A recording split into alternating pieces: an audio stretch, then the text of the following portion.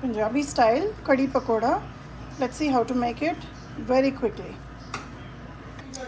Besan, yogurt, turmeric powder, chili powder, salt, garam masala, ginger garlic paste, a little bit of chili flakes and curry leaves.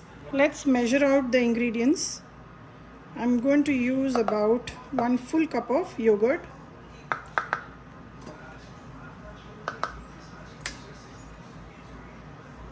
To this, I will add the besan, the chickpea flour. This is about 1/4 cup, and I'm going to use another 1/4 cup, so about half a cup of besan. As a matter of fact, I'm going to use another half a cup of yogurt. So 1.5 cups of yogurt and half a cup of besan, 2 tablespoons of ginger garlic paste. This is optional. If you don't want to use, that's fine too.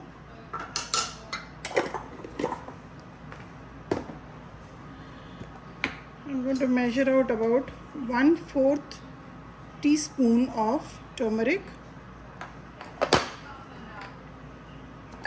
Chili powder will be 1 and 2 teaspoons of chili powder. 1 full tablespoons of garam masala, about half a teaspoon of chili flakes,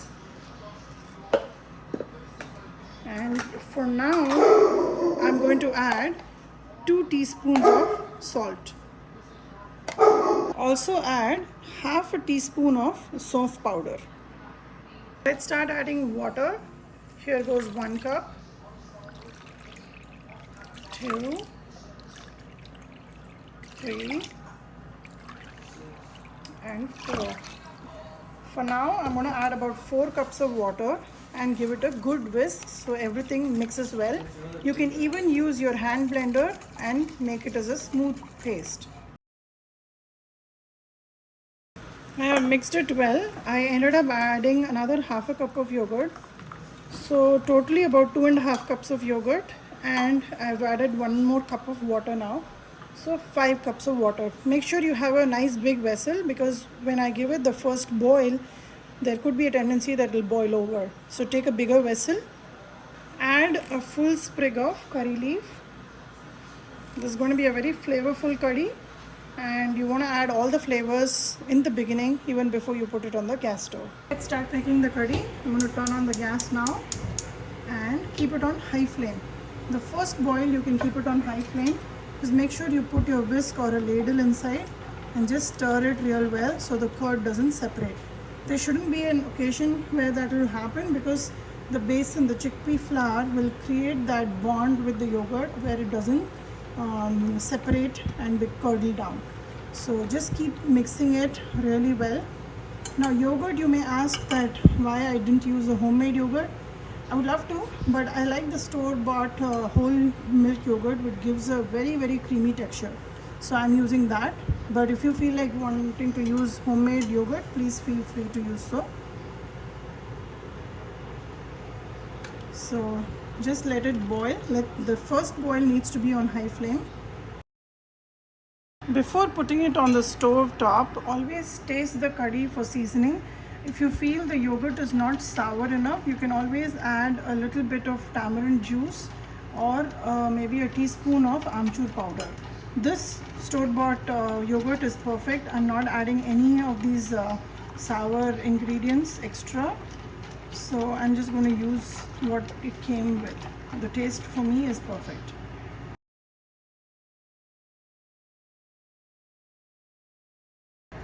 For additional sourness, you can even puree about 1 or 2 tomatoes and also add it. I've never done it before, so I've heard people doing it in India, but I've never tried it here. You can see in the sides that the curry is starting to boil. See this portion? Now at this stage, make sure you keep mixing it well so that the yogurt doesn't separate.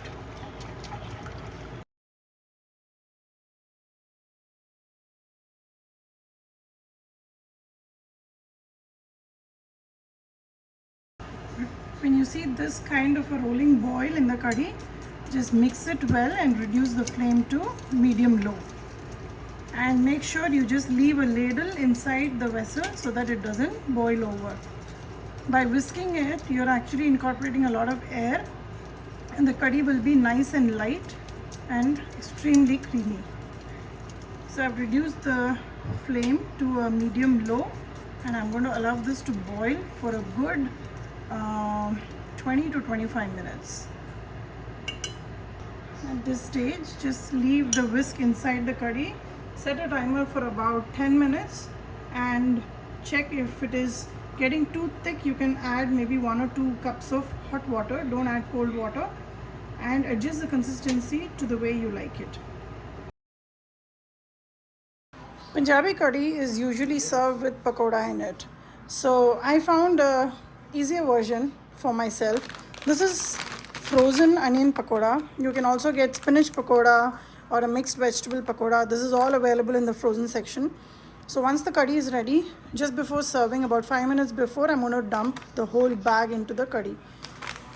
While growing up, I used to see my aunt make fresh bundi and add it on top of the rice and curry, which used to give it a very tasty, crunchy finish. So again, for that, I'm not going to sit and make bundi. I have a packet of masala bundi here. And if I don't have the time, or if I didn't have this pakoda packet, I would have served the rice, topping it with the curry, and again the final topping would have been the bundi. So I'm going to show you both once I finish making the curry. If you're using the frozen packet of pakoda, there is no requirement for you to thaw it, because when we finish the curry, it is going to be very hot, and when I put it, it will totally soak up the curry and be really good.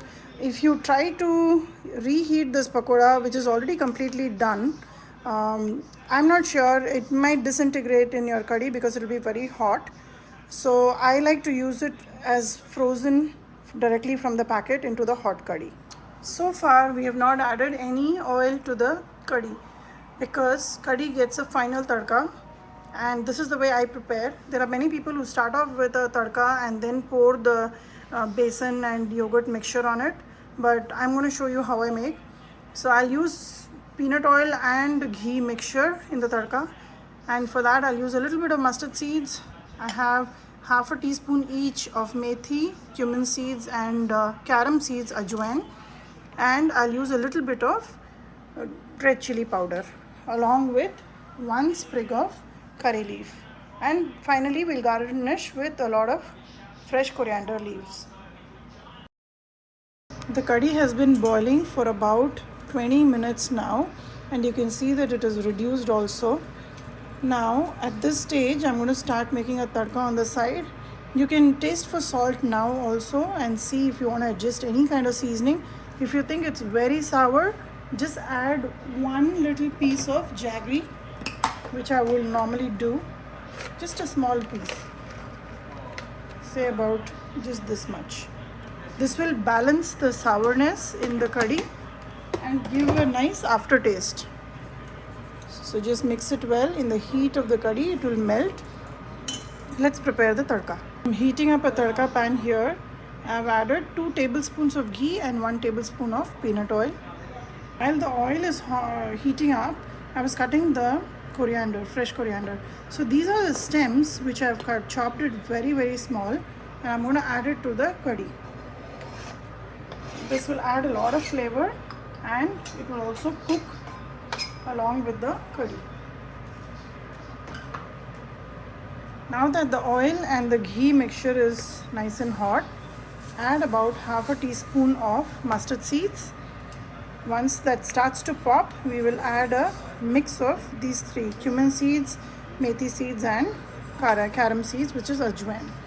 So once that pops, I will add these 3.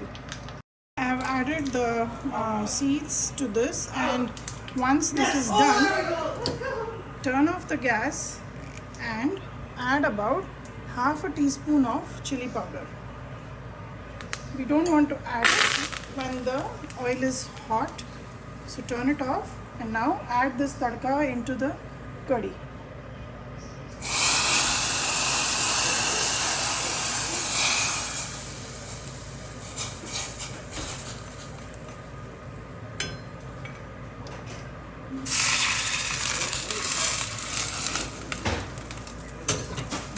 curry is ready. Once you add the tadka, let it just come to one more boil so that the tadka flavors can be absorbed well in the curry. I'm going to stop at this consistency because I'm going to serve it with rice, and once I put the pakoda in it, it will start absorbing a lot of this liquid and it will thicken it up a little bit more. So I'm keeping it on a low flame. I'm going to turn off the curry now. It's been boiling for another minute after the tadka has been added, and now we'll add these frozen pakodas. See, these are fully done. I'm going to add them to the curry, and this will completely absorb the curry well and become nice and soft. So let me just mix it. You can see some nice tadka on top. You can make a tadka just with ghee, but I like to add a little bit of oil, otherwise this just becomes hard because of the air conditioning here. Garnish with a lot of coriander and your curry is ready to serve. Serve curry and pakoda with either rice or, like my little one, he prefers a roti. So if you want to make this curry a little bit more thick, that will go great, but this consistency works well too. You can serve it with even the parathas or lacha parathas, and in this case he has used Malaysian parathas. Serve it with rice and curry, and my older one likes a little bit of bundi on his curry, and this side I have the curry and the pakoda. Give a try to this recipe of mine and let me know how it turned out for you.